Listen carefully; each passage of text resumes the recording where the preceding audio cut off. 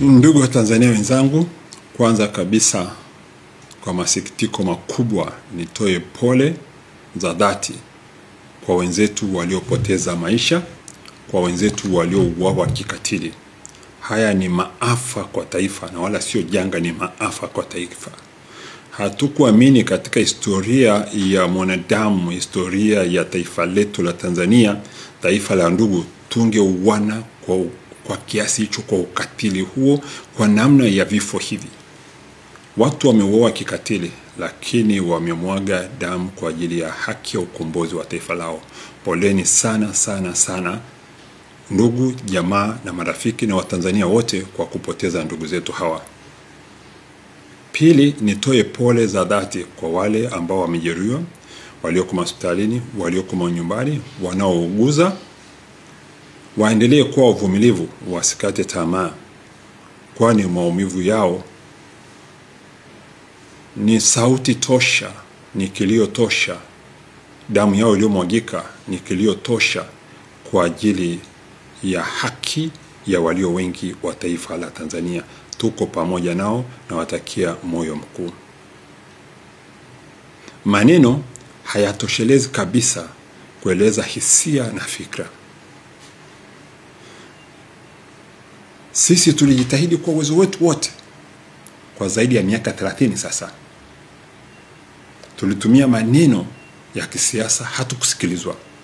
Tulitumia maneno ya kiimani, hatukusikilizwa.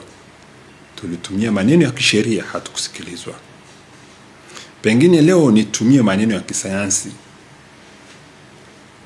huenda yakaingia ndani mwao. Yale yote yanayotoka nje ni kioo cha yaliyoko ndani mwetu. Yale yote yanayotoka nje mwetu ni kioo cha yale yaliyo ndani mwetu. Nitaelezea mambo makuu manne. La kwanza, uhuru wa nchi yetu ya Tanganyika ulipatikana bila kumwaga damu. Japo waliokuwa wanatutawala wakati huo walikuwa wataki taifa hili mema, lakini uhuru ulipatikana bila kumwaga damu. Je, damu inayomwagika leo hii ni kwa ajili ya madaraka tu? Nyerere huko aliko analia pamoja na sisi. La pili, nchi yetu imekuwa ikiitwa Geneva of Africa. Leo hii imekuwa kaburi la kuzikana ndugu kwa ndugu waliouawa. Imekuwa ni nchi ambayo damu imemwagika kwenye ardhi yetu, na ni laana kwa taifa hili. Ndugu zetu ambao wanazikwa sasa, damu iliyomwagika yote, damu yao ni rutuba ya haki ya walio wengi ndani ya taifa letu. Tatu, hili jambo sio rahisi baadhi ya watu au baadhi ya wenzetu wanavyolifikiria.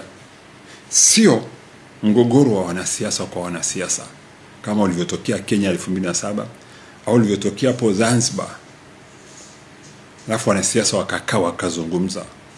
Huu ni mgogoro wa wananchi walio wengi dhidi ya wachache.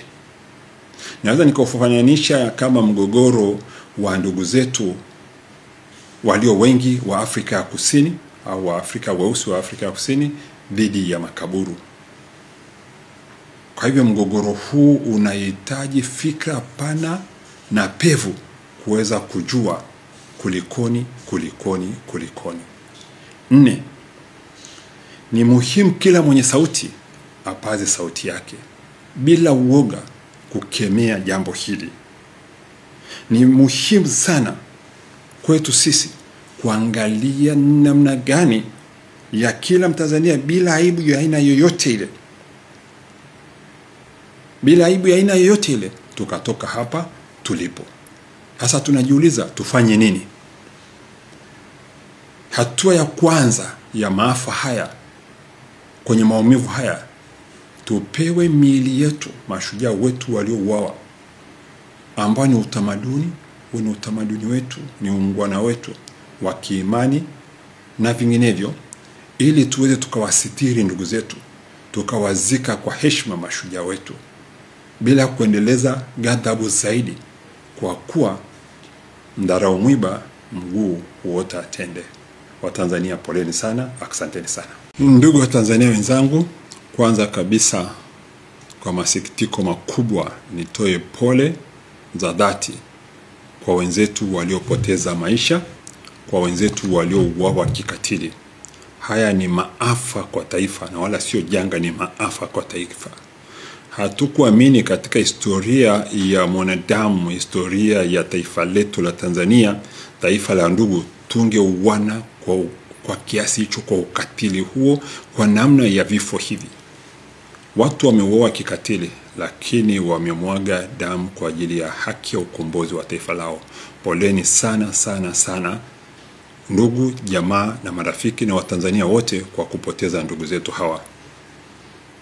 Pili, nitoe pole za dhati kwa wale ambao wamejeruhiwa, walioko hospitalini, walioko nyumbani, wanaouguza.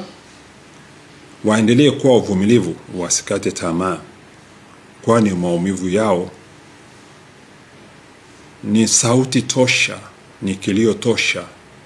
Damu yao iliyomwagika ni kilio tosha kwa ajili ya haki ya walio wengi wa taifa la Tanzania. Tuko pamoja nao na watakia moyo mkuu. Maneno hayatoshelezi kabisa kueleza hisia na fikra.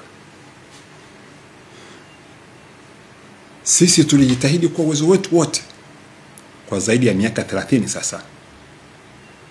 Tulitumia maneno ya kisiasa, hatukusikilizwa. Tulitumia maneno ya kiimani, hatukusikilizwa. Tulitumia maneno ya kisheria, hatukusikilizwa. Pengine leo nitumie maneno ya kisayansi,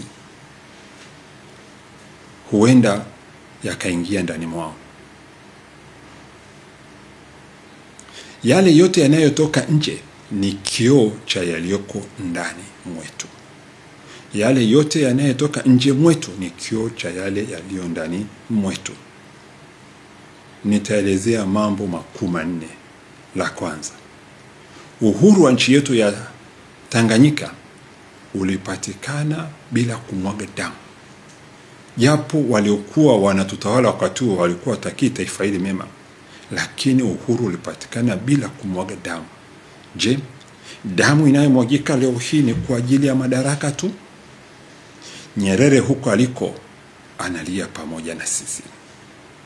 La pili, nchi yetu imekuwa ikiitwa Geneva of Africa. Leo hii imekuwa kaburi la kuzikana ndugu kwa ndugu waliouawa. Imekuwa ni nchi ambayo damu imemwagika kwenye ardhi yetu, na ni laana kwa taifa hili.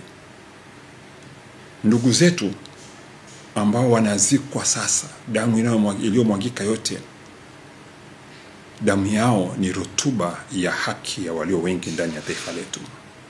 Tatu,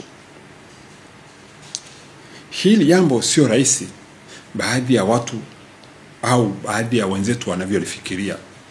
Sio mgogoro wa wanasiasa kwa wanasiasa kama ulivyotokea Kenya 2007 au ulivyotokea hapo Zanzibar, alafu wanasiasa wakakaa wakazungumza.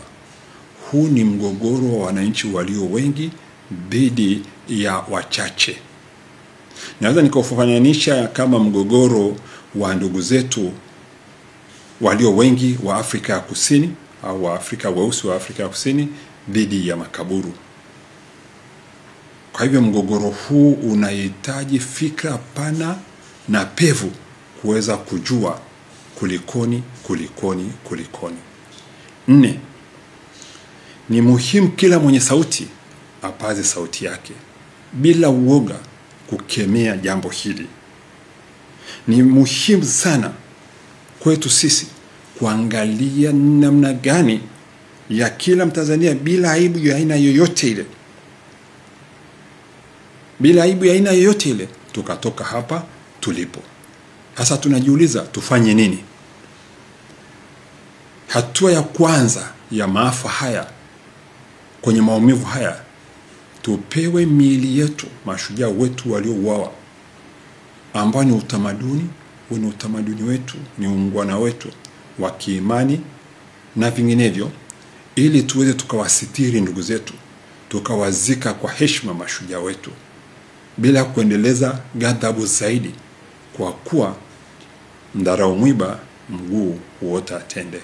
Watanzania poleni sana, asanteni sana.